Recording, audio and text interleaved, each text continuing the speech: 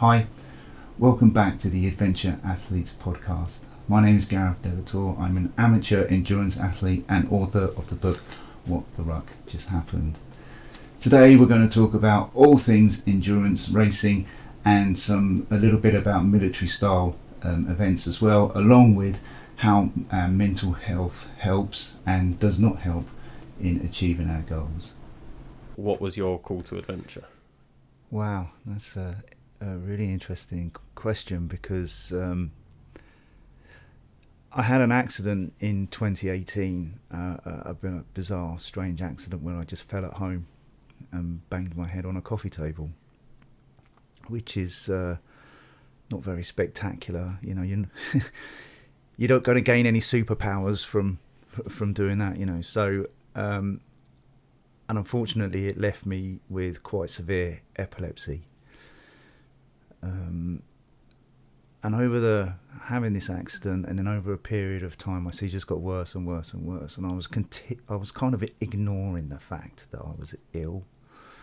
I knew that I'd done something quite serious, but I never went to the hospital.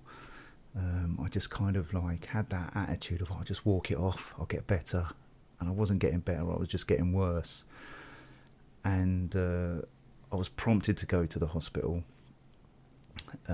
because I wanted to fly abroad on holiday and I needed a fit to fly letter. And it was then that I was diagnosed with epilepsy, and then a continual downward spiral of my life, really. So from going from a really good, well-paid job, being independent, I then lost my job because with epilepsy you lose the ability to, you're not allowed to drive. You don't lose the ability, but you're not allowed to drive. And so then I had no money. I just got married as well, so I was starting kind of like a new life. And yeah, it was funny how at the time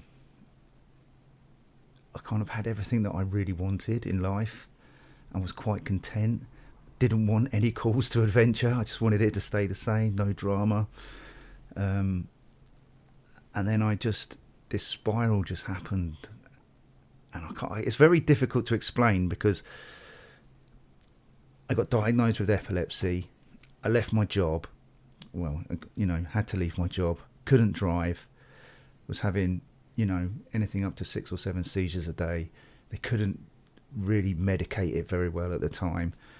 Things were going wrong at home.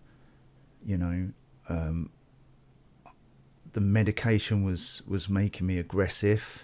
That one of the medications that I was on. I ended up being sectioned and spent a night in a hospital. And then my wife left me because it's just like this doomed story. And it got to the point where when I was in this mental hospital, I kind of thought to myself, I've got to do something. This has been going on for 12 months and it had literally, I'd had so many rock bottom moments that, you just don't know where to go. You're just in a black hole, suffering from depression, post-traumatic stress. And I just couldn't find a way to get out of it. And it was this visit to this hospital where I just thought, I've got to really change my life here, because if I don't, then I'm going to end up here permanently. And I think that was my call to adventure, really. And I didn't know what I was going to do, but I knew that I had to kind of do something that was going to change how I was. And not just physically, but mentally as well. I had to sort of try and become a different person, which is quite a difficult thing when you've had kind of 46 years of being one person. And I think the first thing that I wanted to do was try to regain a little bit of my independence, because anyone that's got epilepsy will tell you that you have to rely on so many other people.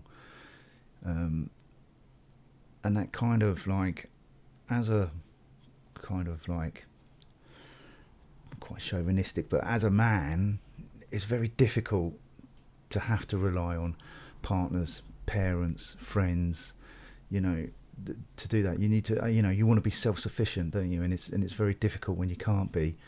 So I kind of had to work through that as well. So I ended up doing these little YouTube videos, going out and wild camping just in my local woods, because that was like a happy point in my childhood, and that's what I was trying to get back to. I was desperately unhappy, desperately sad, depressed, and so I was trying to kind of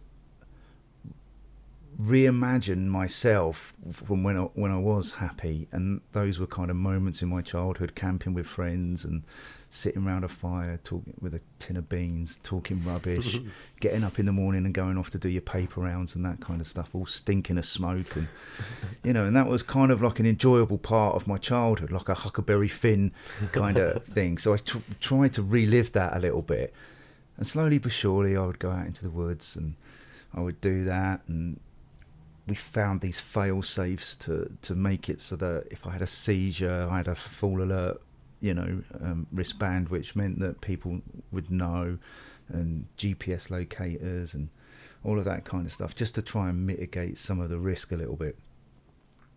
And then that developed into a trip with a friend of mine who's affectionately known as Turtle, who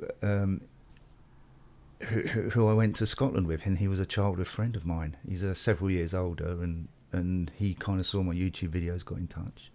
So we planned this trip to Scotland, and we hiked along the South Loch Ness Trail, which was an amazing kind of moment for me, knowing that I could make a plan and organise everything, put in all the fail safes, and then execute it and finish. And whilst it's not like the greatest adventure, it's not like Frodo going off into Mordor, it kind of opened up the gate a little bit to think, well, I could probably do more. And that developed into more hikes. And then eventually what happened was I wasn't as fit as I should be. I wanted to do sort of longer hikes. I wanted to get a bit fitter.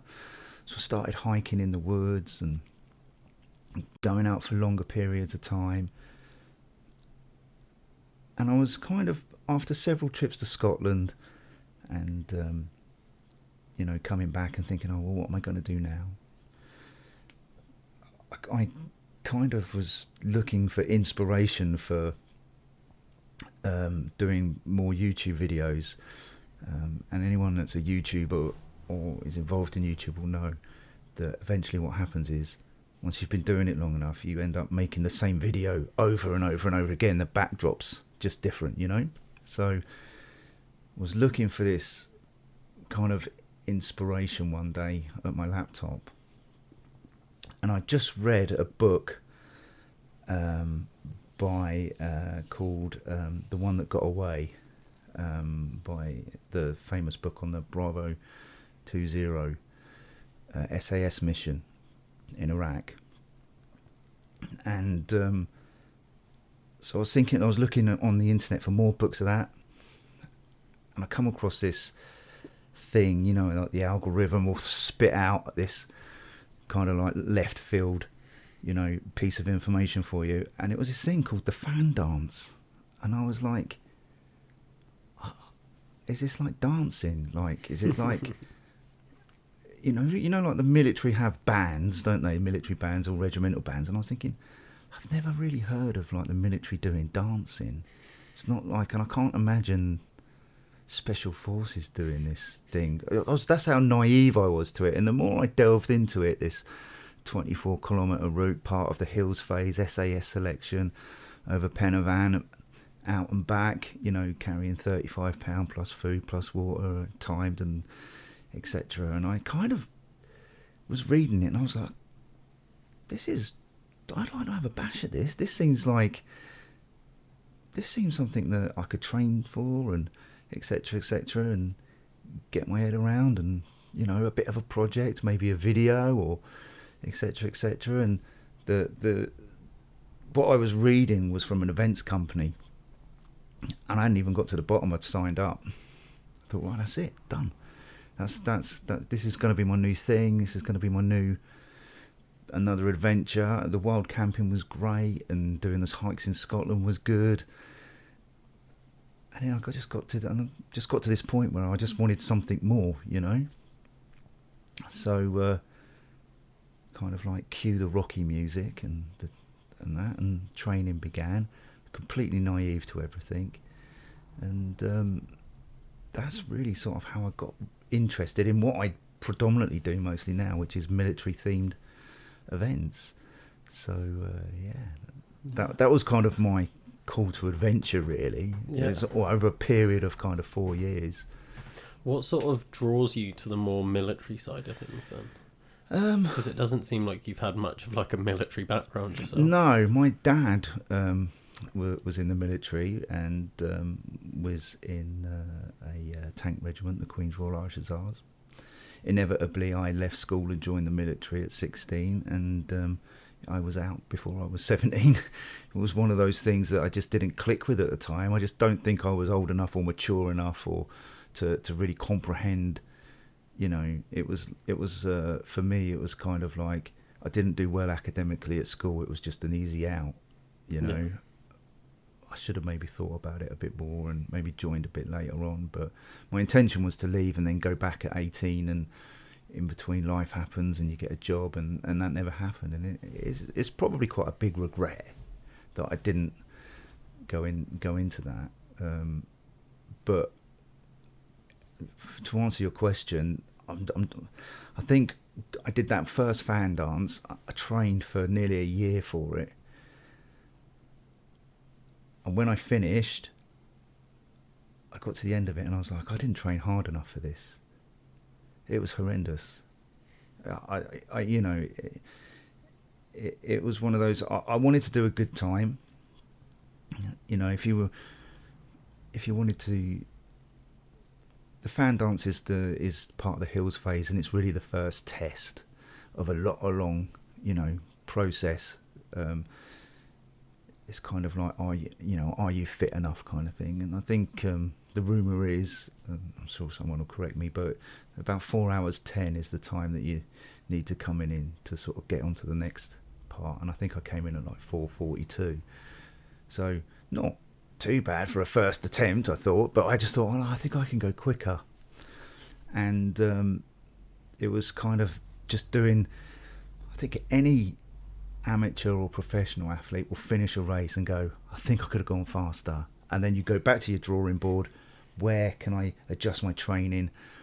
What can I do to shave those minutes off? Especially, doing ultras and stuff like that, where a small change can add up to 15-20 minutes. Something that's, and it's like just changing fueling from every 30 minutes to every 27 minutes, that kind of thing. It boils down to those, minute details, and if you tweak enough of those minute details, it adds up in the long run. Yeah, I love that.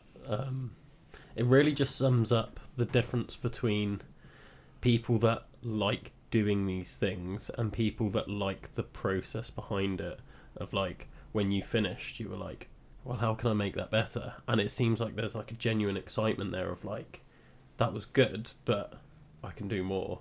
Whereas some people are like, that was good, I'm done, like I've done the thing now. And I think it's more important when you're doing stuff to enjoy the process of it. Like, you enjoy the tweaking and the, what can I change here? And that's where that continual improvement comes from, right? It's like, you're in love with what you're doing. Those military style events are really niche, and they do attract, probably with the ultra world as well, a core community of people. And whilst it's competitive, it's really friendly competitiveness. You're more competing against yourself than other people. There probably is the top 3-4% of people, they want to go out, they want to win, etc., etc. But especially, I think, with the fan dance and other military events like the Paras 10 or the Commando Shuffle, you're more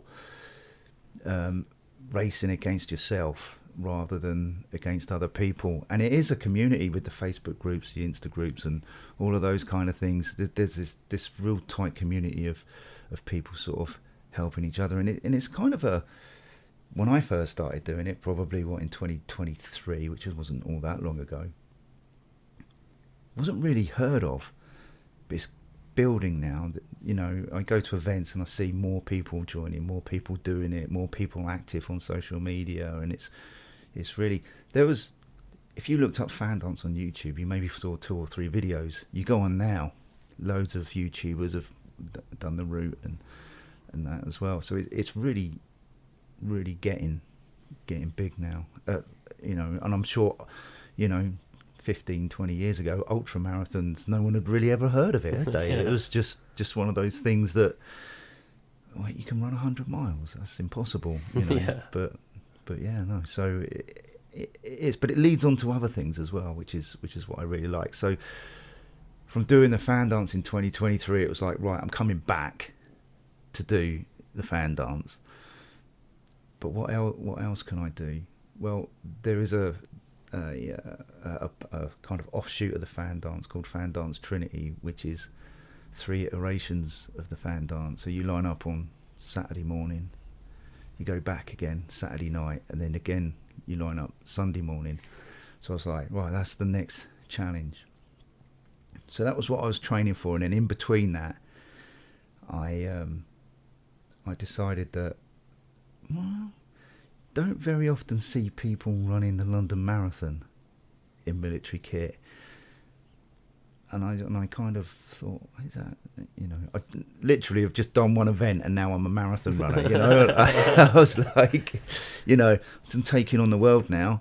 So I ended up thinking to myself, well, I'm gonna run the London Marathon in boots, combat trousers, £40 Bergen, you know, military kit, and that was it. So I decided one night that I was going to do that, and then it was the thing is with me, once I've decided I'm going to do something, I've got to do it.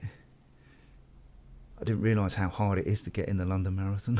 I just thought you just signed up and that was it. You know, yeah, there's loads of people doing it, isn't there? There's, you know, but yeah, it's applied for the ballot, didn't get a place in the ballot, but I was really lucky to get offered a place running for the Epilepsy Society in 2023. So along with balancing the training for Fan Dance Trinity, I was then doing longer, flatter runs for the London Marathon. And yeah, in 2023 I ran the London Marathon in full kit, and yeah, well, and that's a great event if you've ever done it, to just go and do just once in your life. It's amazing, the atmosphere, the people, the support. You know, I don't think my family are too kind of like overwhelmed with it, because it's like, you know, oh my God, he's doing this now, and now he's doing that, and he's doing fan dance again, he's going to do the London Marathon, and you know, that whole worry of if anything were to happen. Yeah.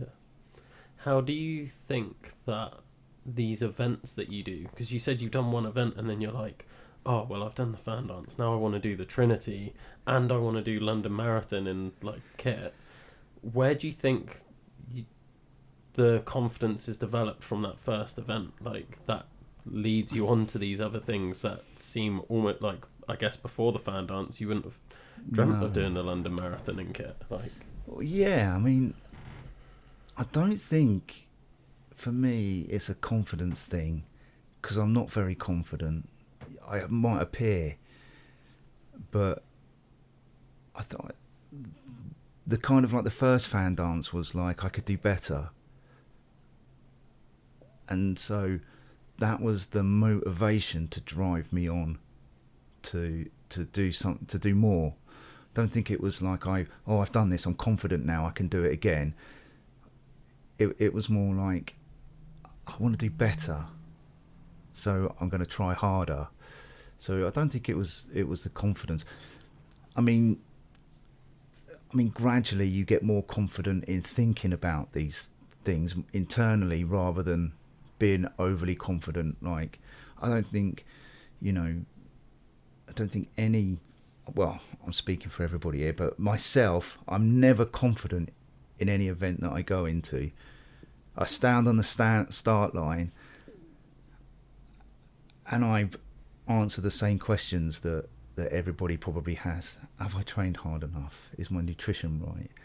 You know, what happens if that goes wrong? You know, what happens if the sole of my boot comes off? What, you know, so I've never stood on the start line and gone, I cannot be any more prepared than I am now. You know, I am a machine, and, you know, I that's just not me. I get there in the condition that I'm in, and then I cross my fingers and hope it's good enough. You know.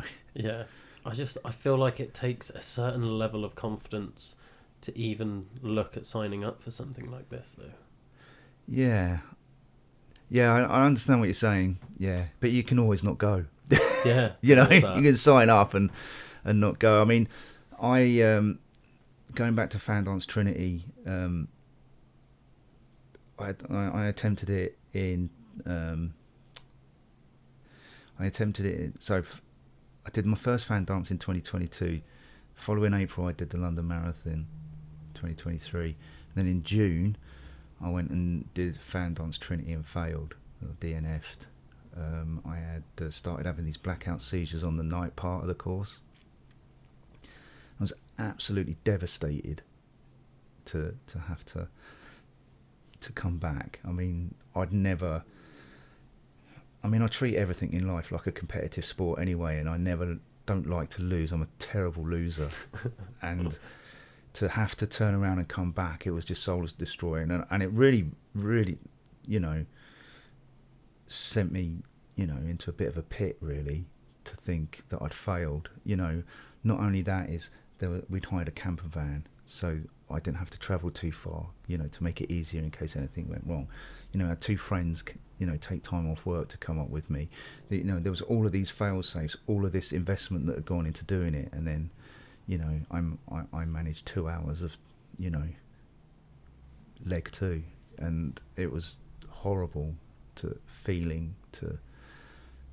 walk back to that camper. And of course, you know, the guys that had come to support me, they were in bed. And I knocked on the camper door. They opened the door. They thought I'd finished. Oh man, that was quick. You know, really good time. Well, no, I didn't. DNF'd. You know, it was horrible. And then having to go home and tell everybody that I failed. And everyone will say to you, well, no, you didn't fail. You know, you couldn't help what happened, but it doesn't change it. You still feel like you failed. So I signed up again for Trinity to do it. And I can't think, and other people have asked me this as well. It's just like, what keeps you motivated to go on? And it's always, I think I can do better, or I can go faster, I could do something different, I'm going to try something that, you know, not many people can do. And I don't know whether that's because, you know, I have this kind of hidden disability that I'm overcompensating in other areas of my life, because, you know, there are things that I can't do. You know, I can't go skydiving, I can't take a bath, you know, I have to be driven everywhere. That I do these other things to just maybe to almost to say I'm still a man and I can still do things that you can't, you know, that kind of thing. Yeah. How do you manage your epilepsy on these sorts of things? Well, it's not a case of, yeah, it'd be great just to be able to sign up, you know, for an event and then go and do it without having to worry about any of that. But there's you know, when these things are planned, there's like two sets of plans. There's, right, this is the event plan, we need to be here at that time, this time, that's happening, this nutrition, this is, you know, this is the kit I'm going to need, you know, etc. How we get in there, how we getting back, all of that kind of stuff. There's that, and then there's the what if. Okay, so I've you know, technology is great now.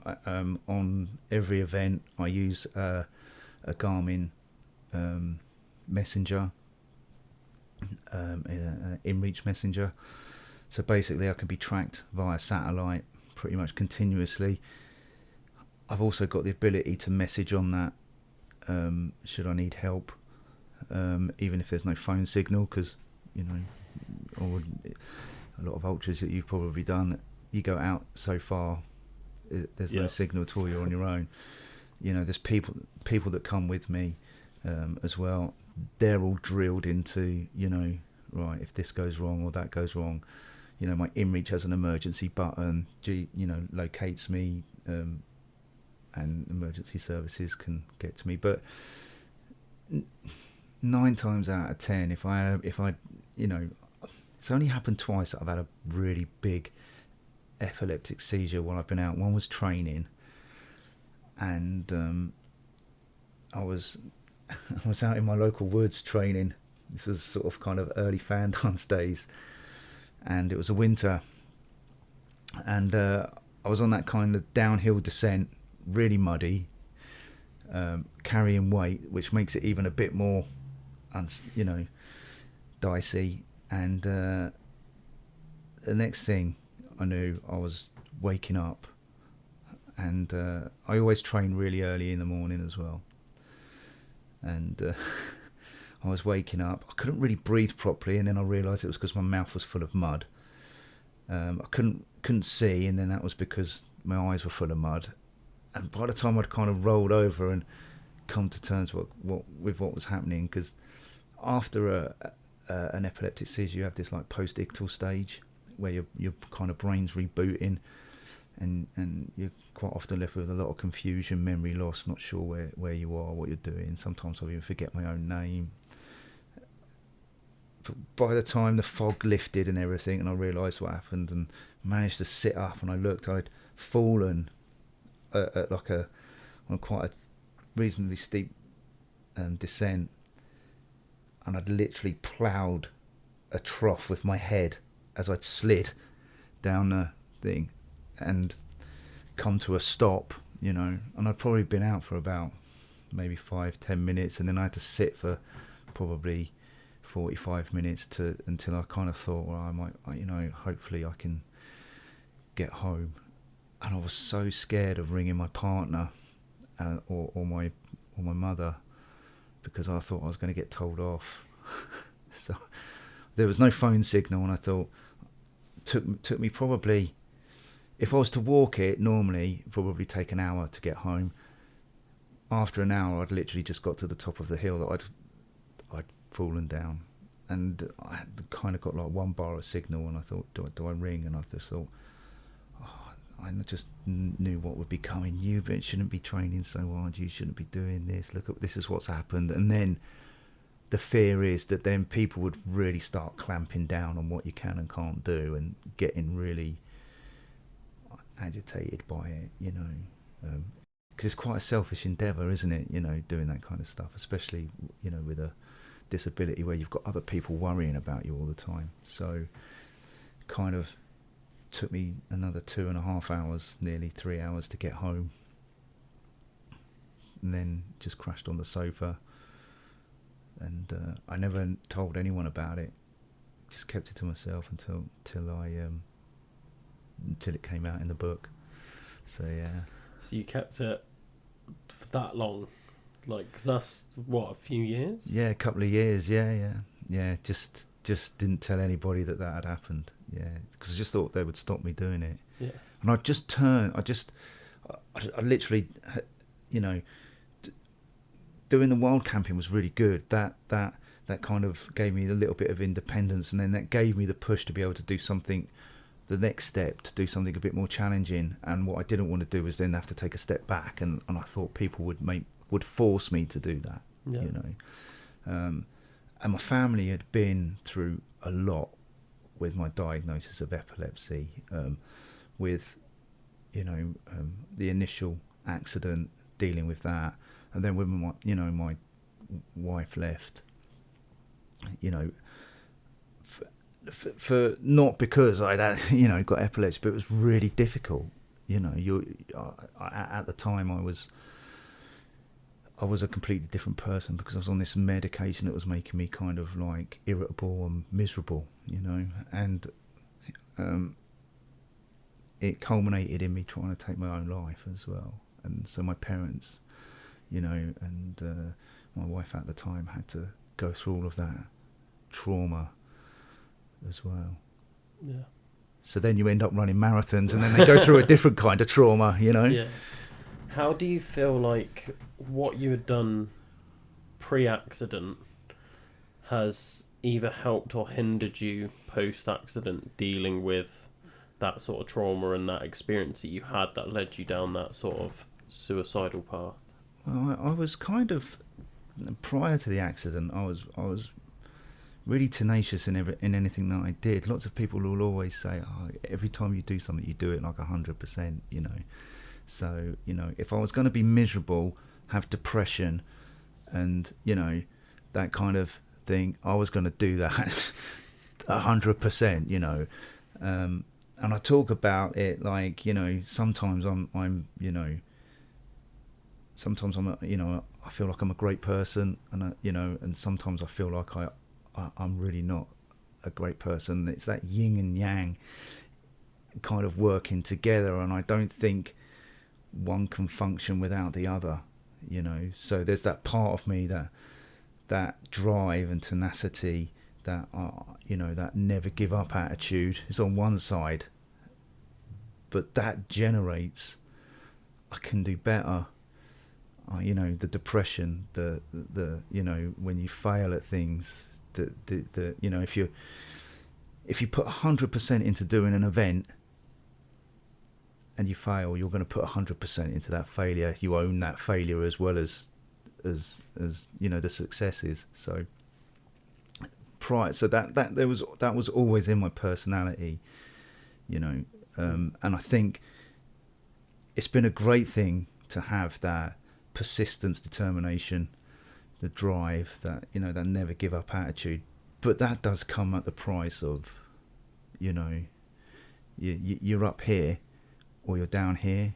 That trying to get the two to meet in the middle is quite difficult. Yeah, that's something that I've always tried explaining to people, and I find it really hard personally. I suffer with my mental health quite a lot. I'm quite open about it, to the point where I've also tried to take my own life. And I find it really hard when people are like, they see the things that I've achieved, and they're like, oh, I wish I could be as good as you. Like, you're such an inspiration, and you're doing so well. And then I know what I've had to go through that's led me there. So I'm like, you want that achievement, but you don't want to go through what I've gone through to get there. Yeah, it's a very strange thing, and mental health, especially in men, is difficult to talk about it, and I still don't like talking about it, and I still see it as a weakness, and I'm better at doing it and talking about it, but I don't know whether it's that Gen X attitude of, I'll just suck it up and I won't say anything and I'll bury it deep inside and I won't talk about it, and then no one will think I'm weak and I'll just carry on, you know. And people are, you know, people are very reluctant to talk to me about my incident, and I'm quite reluctant to talk about it as well. But the surprising thing that surprises people is when they ask, you know, wow, you must have been, you know, that must have been a hard decision. And I was like, no, it was easy. It was like, oh, that's the answer to all my prayers. That's it. I've unlocked the secret to happiness. I just won't be here anymore. You know, it wasn't something that I thought about for a long time and pondered over and thought, should I do this? Shouldn't I do it? Well, it was almost like, wow, why didn't I think about this earlier? Yeah, when you're going through it, and it's almost like it's the only option. Like, it's quite an extreme option. Yeah. And I think that's what people struggle to get their head around, because they're like, you have to go through such lengths to even think about that. But when you're in that point, it's like, well, this is the only logical solution here. Yeah, it's a relief. Yeah, exactly that. It's like a relief. It's just like, oh, I'm not now gonna wake up on the floor in my own piss. You know, I'm not gonna have, you know, people worried about me. You know, I'm not gonna have to worry about how I'm gonna feed or clothe or house myself because I've lost my job. I'm not going to have to worry about any of that. And and it is a selfish act. But at the time, you're just in such a bubble that and there's only you in it, because no one can understand what you're going through. I could talk to you. We could probably talk on this podcast for 5 hours, and I could describe everything that happened to me and how I felt, and got to that conclusion. And you could do the same, but your journey would be completely different. It's so individual, and no one will really truly understand how you were at that time until they've actually got to that point. And I don't. And you said before, people say to you, "Oh, you're an inspiration. You do that." I don't think anybody does these things to be inspiring to people. I think you're just trying to inspire yourself, and just keep that forward momentum, because going forward means you're not going back, because back there was horrible and shit, and we don't want to go back there again. Yeah. So you force yourself to keep going. You're doing wild camping, then you're hiking in the woods, then you're running in the woods, then you're running in loaded packs in the woods, then you're doing fan dances, then you're doing marathons, and you're doing 30 milers, and you're doing all of this, and it's just that onward. Because if you think about what was back there, it's and the where you are. And I always think to myself that if I think about it and talk about what has gone on, because it's been 2018 was my accident. If I talk about it and I think about it and I think about what happened and I think of all the horrible traumatic things that happened along the way, it will make it real, and then it'll happen again. So you try and just keep that next step going. It's almost like a failsafe, and I talk about it a bit in the book as well, about this. What I found with the training, and anyone that does any kind of serious training like yourself, it's almost like what I would do is, when you get to that point where you're thinking, my lungs are on fire, my legs are hurting, I can't breathe, I've got to stop. That's going through your brain. My shoulders are, I've gone numb because the weight of this pack. What I would do was I would think back to a time where I probably didn't make the right decision. I probably wasn't the best dad in the world. I probably wasn't the greatest husband in the world. And I think about all those things where I didn't shower myself in glory, and I would attach that physical pain that I was feeling right then to this emotional pain, and it kind of made that pain, because it was attached to something, like it was worth having. And I guess in a way I can only describe it as a kind of form of self-harming, but in a more maybe constructive, disciplined way. Yeah. I definitely found that for myself when I was coming out of my sort of depression, it was very much like, this is like you're saying, a constructive way to self-harm. Like it wasn't healthy what I was doing by any means. It was, I need to be in this place of almost like suffering in my head. It was almost like my comfortable place. It was what I knew. And it was, I have to go through this. And like you're saying, you link it to things. Yeah. There's lots of things that happened in my life. There was one thing that like really stood out to me, is when I did my first big challenge. I did a 50-mile barefoot walk through the Brecons. And I remember when I was really feeling the pain in my ankles and my feet, there was one of my closest friends died. And I was just like, that pain was just linked to that, and I'm like, I gotta suffer through this now. Like there was all those thoughts of giving up, but like as soon as I'm going through that and I'm trying to process that in my head and that trauma, then it's like, yeah, you're going through that self-harming sort of stage of like, this is what's like I deserve sort of thing. Like I need to go through this pain. I think thankfully for me, like I've grown out of that stage of like being that dark that I'm like, I'm doing this for pain, and now I can actually enjoy these things. Yes, it's kind of quite incredible how you slowly turn that corner. Yeah, that kind of sort of like physical pain that you experience in those long training runs and in the events. You look at that as like, this is good. I'm suffering because I know I'm getting fitter. I know I'm getting better. Do you know what I mean? It's not. That's the reason that in your head, how you compartmentalize it, rather than like, I'm doing this because I need to hurt myself. So there's a, you've turned that kind of horrible black feeling into, right, this is a positive. Now I'm feeling this because I'm getting fitter and I'm getting stronger.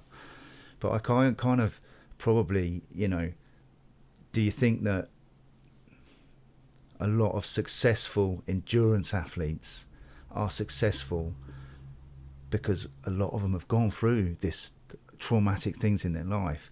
So do you think that maybe they're not fitter than everybody else? They can just suffer better than everyone else. Yeah.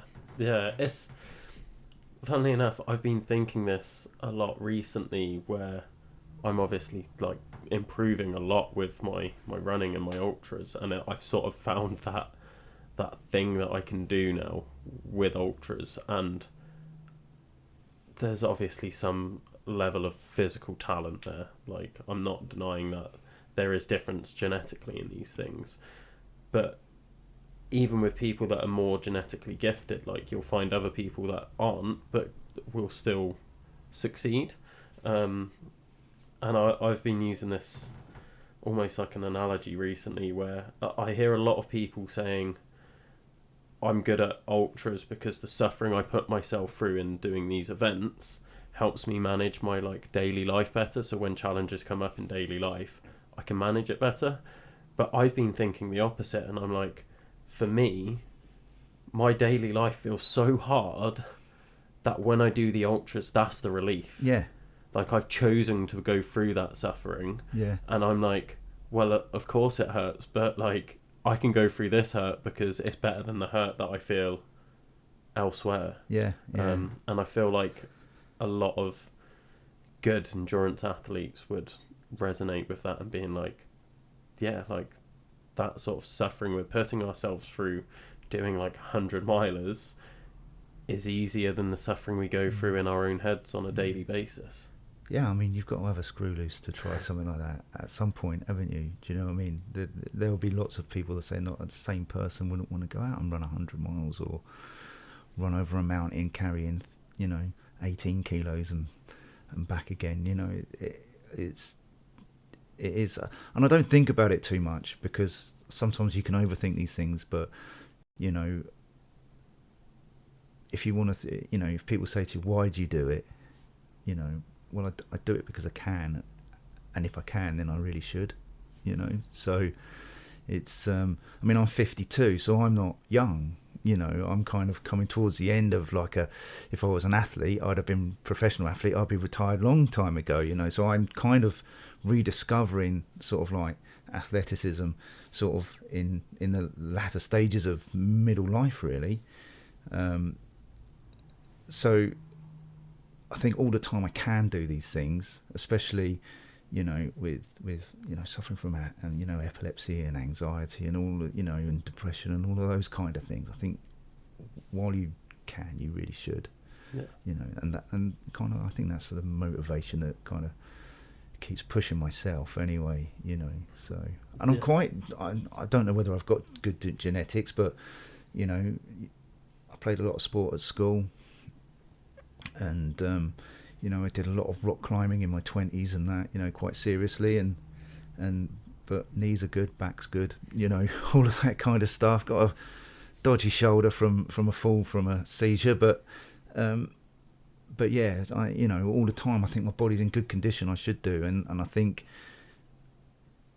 looking after that from here is looking after this as well, as a byproduct. Yeah. I like how it sort of transitions from, like we were saying earlier, how we're going through this suffering, and there's a lot of like negative connotations to why we're getting into it and our mental health and stuff. But then by going through that, it really does help with your head as well. It might not be instant, like, but Well, over time. yeah. I mean, my partner, she's not recently taken up running, but she's been running a while, not for any form of, not doing events or anything, but just to sort of stay fit and healthy. And, you know, she'll be quite honest, she doesn't enjoy running, but she enjoys the running when she's finished the running. That's the enjoyment out of it. Do you see? You see, and I'm kind of like that. If I've got to do next Wednesday, I've got my last big run for the training run for the marathon, and you know it's 20 miles, and I'm already dreading, you know, that I'm not going to enjoy it while I'm doing it, but as soon as I stop, I'm going to feel great. I know I am, because it's that rush of endorphins. You've achieved something, you know, and I think that's what you chase, isn't it? You know, that kind of feeling of accomplishment, and then pushing it on. So you've always just got to push that on that little bit further, you know. Yeah. Where does it end though? This is the next thing, because like you're saying, it builds, and you're running away from this thing, and you're trying to run towards a thing, but like... That's an amazing question, actually. I've never been asked that before. Where does it end? Well, I think, like myself, and maybe like you, I'm a bit of a chameleon. I think I'll evolve into something else. So, I mean, we had a discussion before the podcast, to saying, you know, I was saying I think I might go into, you know, trying ultras, because obviously running with a pack on all the time, it does fatigue the body, you know. Is that the next evolution, you know? And then what happens after that? You know, try, as I get older, it'll have to be something different, because you can't sustain that for you know, indefinitely. Although I say that, but when I look at some of the ultra runners and all of that, some of the best ones are in the, you know, the kind of later stages of, you know, I mean, they're not old, are they? But they're not youngsters, 18, 19-year-olds, are they? They're, you know, I mean, you know, I mean, you look at people from the States, like, is it Cameron Haynes? He's in his 50s. Yeah. You know, he's an amazing athlete. Like, runs a marathon a day, pretty much, in training. Yeah. You know, and at one point was, up until recently, was holding a full-time job as well. You know, so it can be done. You know, I saw a thing on Instagram the other day about kind of people my age, and they're kind of saying, well, you're not middle-aged anymore, but you're at the adolescent stage of old age. And I think that's quite a good way to look at it. Yeah. Coming from the age perspective then, because obviously I always see it in like younger people where they're so certain that they're going to have their life figured out.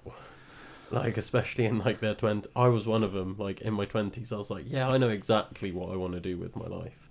And then I look back over the past 10 years, like I turned 30 at the end of last year, and I look back over the last 10 years and I was like, I had no idea what I was doing, what I was going to be doing. Like, I couldn't have predicted that I was going to be here doing a podcast for a start. Like, I was a shy kid that hated talking to people, and now I do it for fun. Yeah, it's an amazing thing, life, obviously.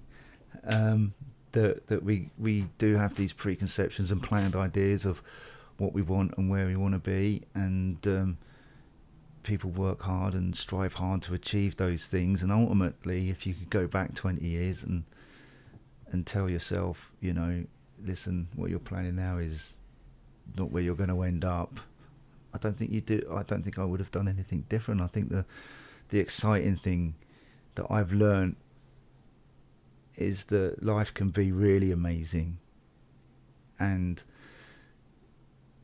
the one thing that really sticks out to me is, no matter how I'm feeling, no matter what happens to me, if I'm happy, sad, you know, depressed, if I'm out running, or you lose your job, or, you know, your wife leaves, or, you know, my dog passed away, you know, a couple of years ago, and all that, the world doesn't stop turning.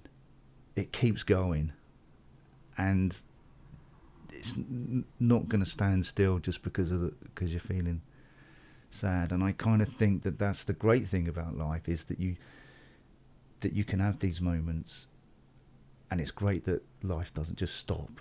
Yeah. You have that, gives you that opportunity to kind of go, right, well, let's crack on, let's do something different, let's change something, or let's try and, you know, be individual. Let's try and inspire ourselves to do something. But sometimes when you're 18, 19, your kind of brain doesn't think about that. It's just thinking about, I need to be successful, I need to have a job, I need to have a car, I need to get a mortgage, I need to do all these like tick boxing things that you need to do. And then as happened with me, something dramatic happens, and then all that's worth nothing, you know. Yeah. It's pointless, and unless you're happy within yourself, and you know, you try and stay healthy. Yeah. I think it's a great sort of example of how it's never too late to change either.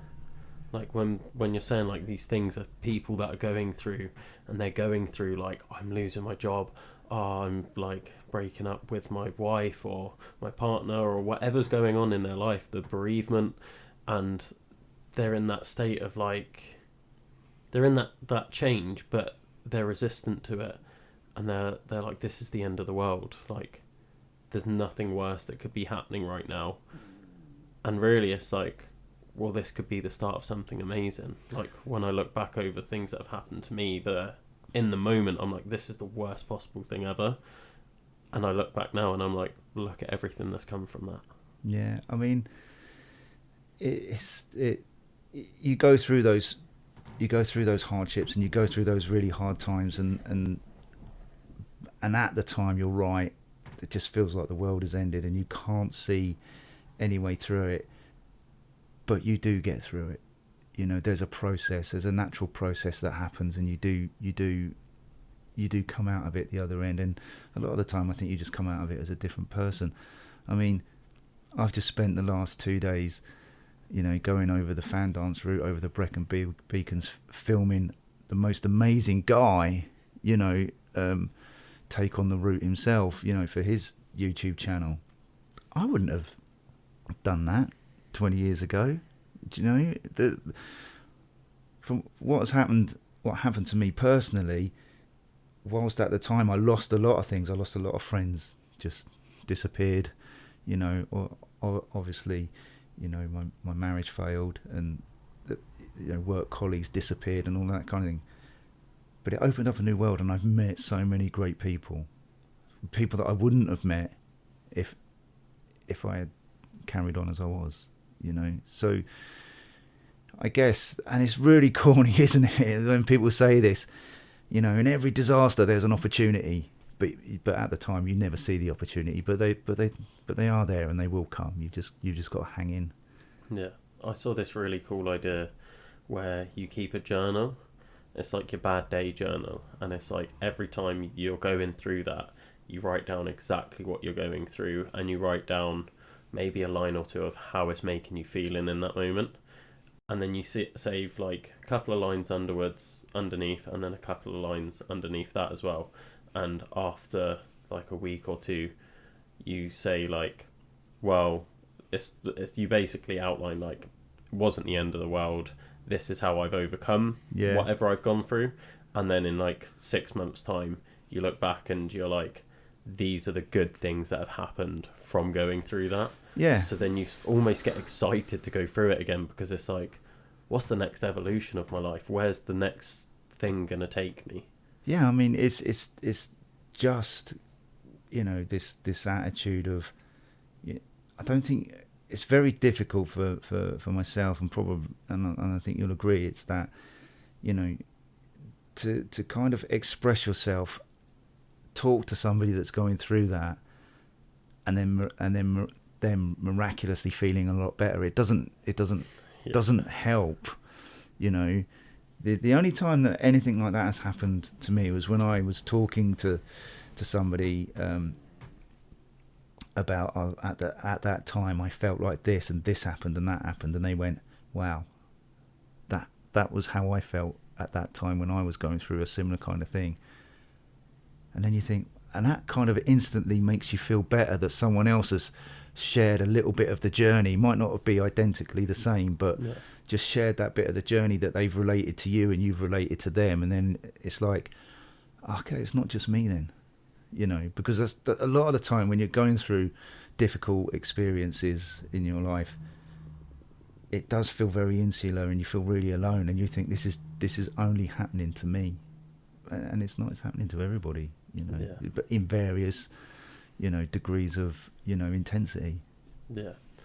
And I think it's so important to find someone else that's been through it and got through it. Not just like they're going through it at the same time as you, but when you're going through it, if someone's like, I've been through the same sort of thing, and they explain how it affected them, and you relate to that. So rather than you just telling them and them be like, yeah, I felt the same, like having them tell you how they felt, and you're like, I can see myself in that, but you can also see they got through it. Yeah. They're doing much better now. And it gives you like that little bit of hope of like, things can get better because they're an example. Yeah. So when you're going through it and you've heard someone else talk about it, which is why I think as difficult as it is for us to talk about the things we've been through and like our mental health and stuff, it's why I always go on about it. Because I'm like, there might just be that one person that needs to hear it, and they're going through it right now, and they relate to whatever we say on the podcast, and they're just like, there is hope, and look at these amazing things that they've done since. Like, yeah, I mean, but I don't think of them as amazing things that I've done. No. I don't. They're just kind of these like levers that you pull just to get you onto like, the next level. It's like playing Donkey Kong, which was a game in the 80s. You're probably, you got one up the ladder, and then you got to go along, and you got to jump over a barrel, and keep going. And I kind of just, use that analogy quite a lot, because that's what it's like. Just keep going. It's always going to be uphill. There's always going to be barrels to jump. I love that. But you've got to just keep going. And I probably didn't have that attitude prior to my accident. Yeah. I think I had it in me, in various different disguises, whether it was, rock climbing in the Dolomites, or, playing rugby for the town. I think you always have that in you, but it kind of transcends into something that's really kind of life changing when you've had a life changing incident.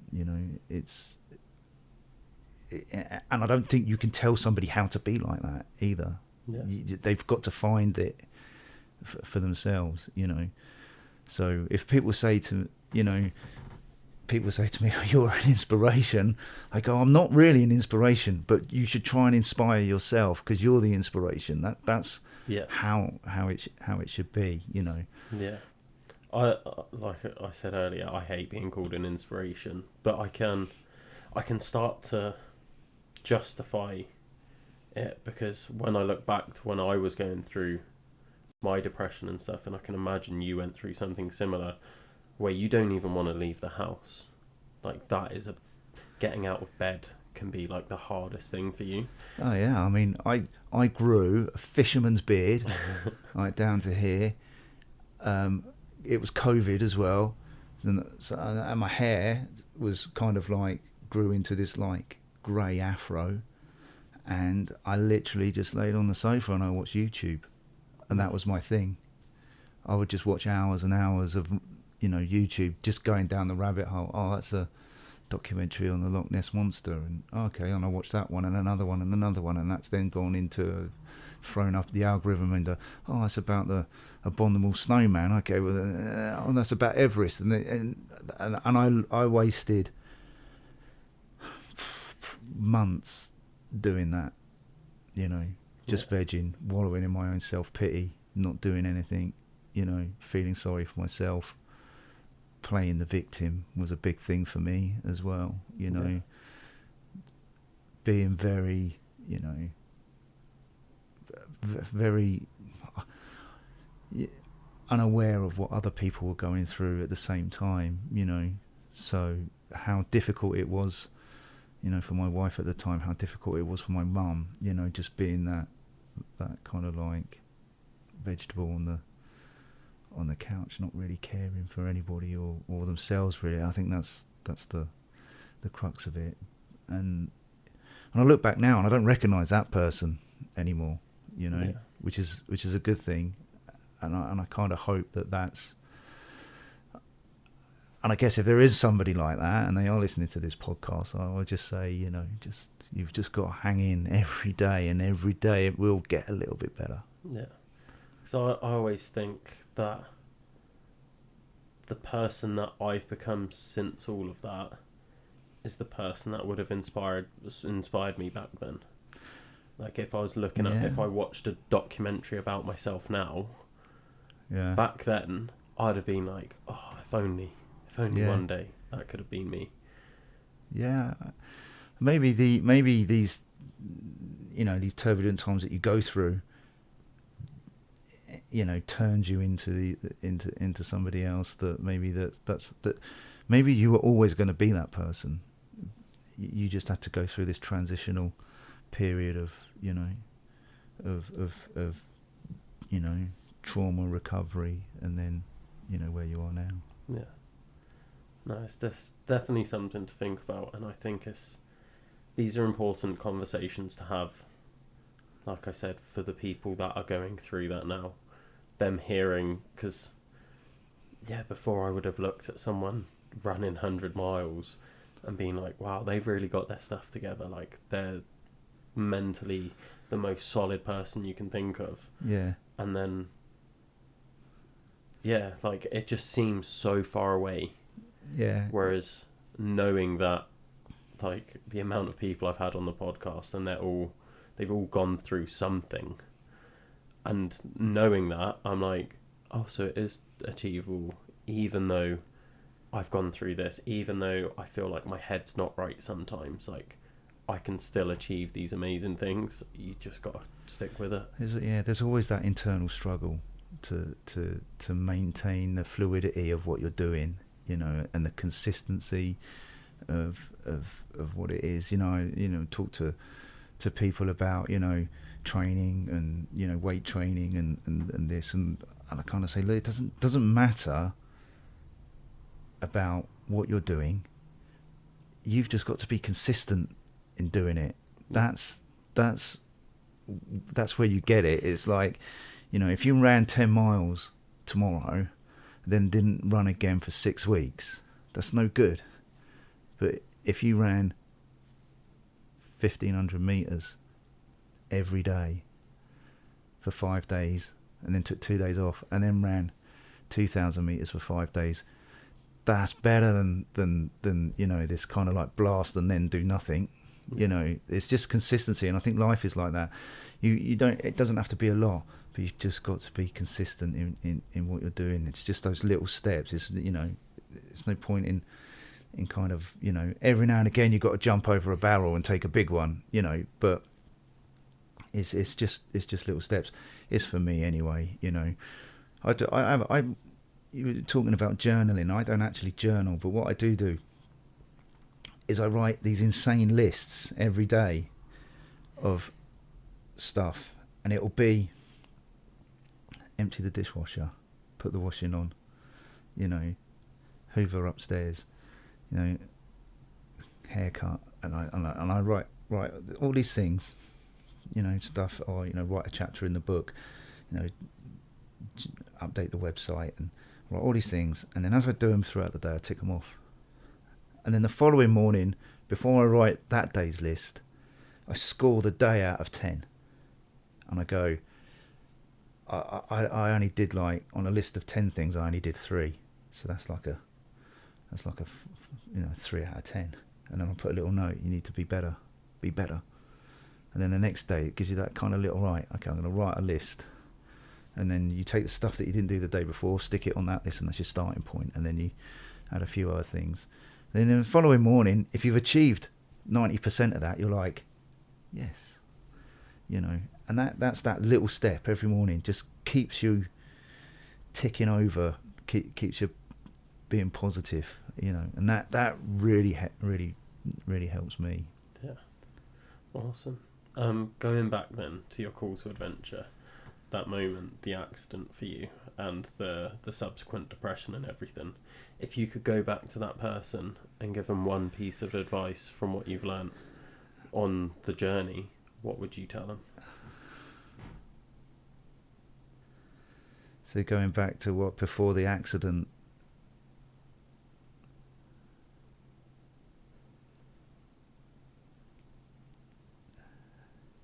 sorry.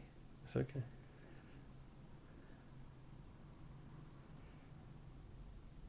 You know, it's been quite a few years, you know, since the accident, and thinking about everything that went on in those couple of years afterwards, to go back, and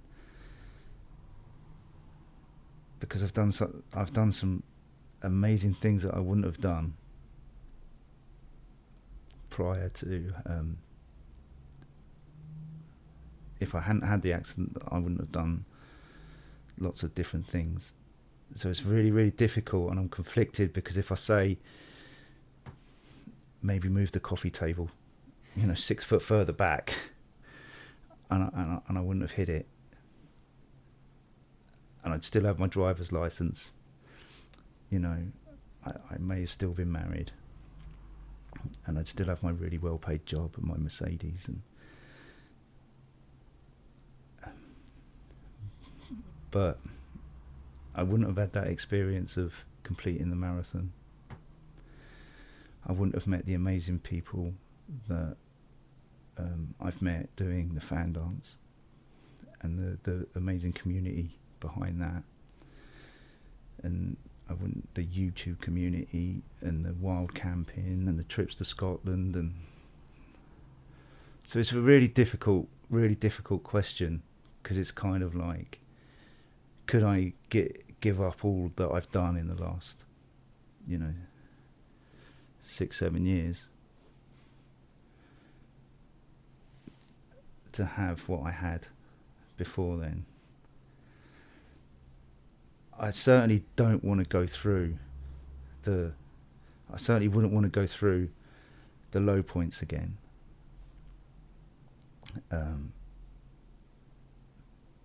But it was those horrible low points that got to where I am now. So would I take the call to adventure? At the time, I didn't have a choice. Given the choice, I was finding it just really difficult to answer.